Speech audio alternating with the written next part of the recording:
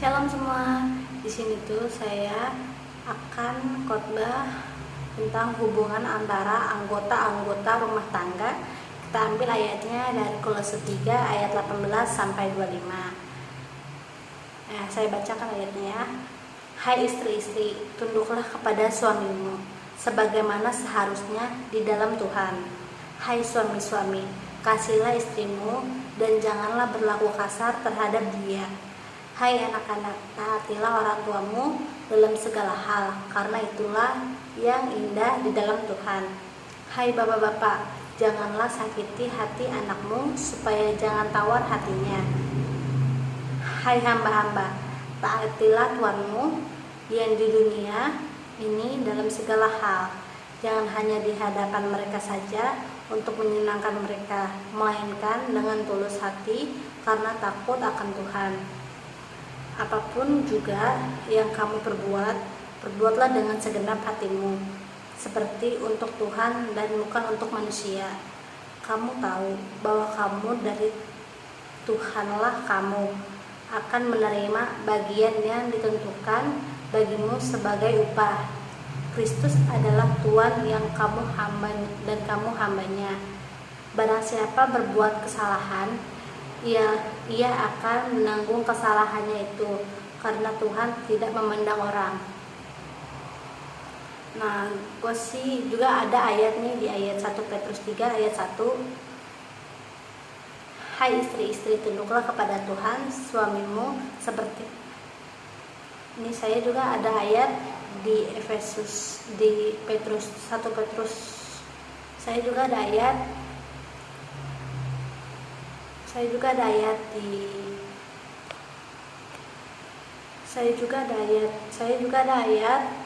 1 Petrus 3 ayat 1, yaitu ayatnya. Saya juga ada ayat di Efesus 5 ayat 22, itu ayatnya sama, hampir sama, yaitu hai istri-istri, tunduklah kepada suamimu seperti kepada Tuhanmu. Terus juga di sini ada di ayat Efesus 6 ayat 1. Hai anak-anak, taatilah orang tuamu di dalam Tuhan, karena haruslah demikian. Terus saya juga ada di ayat Efesus 6 ayat 4. Dan kamu bapak-bapak, janganlah bangkit amarah di dalam hati anak-anakmu, tetapi didiklah mereka di dalam ajaran dan nasihat Tuhan. Ada juga di ayat Efesus 6 ayat 5 sampai 8. Hai hamba-hamba, taatilah tuanmu yang di dunia dengan takut dan gentar, dan dengan tulus hati, sama seperti kamu taat kepada Kristus. Jangan hanya di hadapan mereka saja untuk menyenangkan hati orang, tetapi sebagai hamba-hamba Kristus yang dengan segenap hati melakukan kehendak Allah, dan yang dengan rela menjalankan pelayanannya seperti orang-orang yang melayani Tuhan dan bukan manusia. Kamu tahu bahwa setiap orang, baik hamba maupun orang-orang merdeka, kalau ia telah berbuat sesuatu yang baik, ia akan menerima balasan dari Tuhan. Terus juga ayat terakhir kita itu yang saya garis-garisin ada di ayat Ulangan 10 ayat 17, yaitu sebab Tuhan Allahmu Allah segala Allah, dan Tuhan segala Tuhan, Allah yang besar dan dahsyat, yang tidak memandang bulu ataupun lihat suap. Dan ada juga di ayat Kisah Para Rasul 10 ayat 34. Lalu malaikat Petrus berbicara kepadanya, sesungguhnya aku telah mengerti bahwa Allah tidak membedakan orang.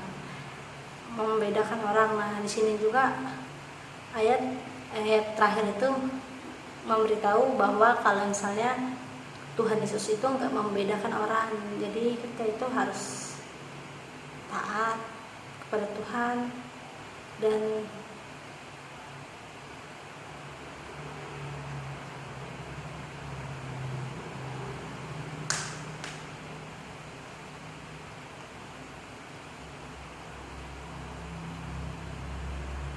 jadi apapun yang kita sekian dulu dari sekian dari saya. Ayat-ayat yang sudah saya bacakan itu, ayat terakhir itu memberitahu bahwa Tuhan itu nggak membedakan orang-orang, dan kita juga apapun yang kita perbuat, kita harus memperbuatnya dengan segenap hati kita untuk Tuhan, supaya kita mendapatkan berkat dari Tuhan yang lebih besar. Sekian dari saya, mohon maaf kalau ada salah-salah kata. Terima kasih.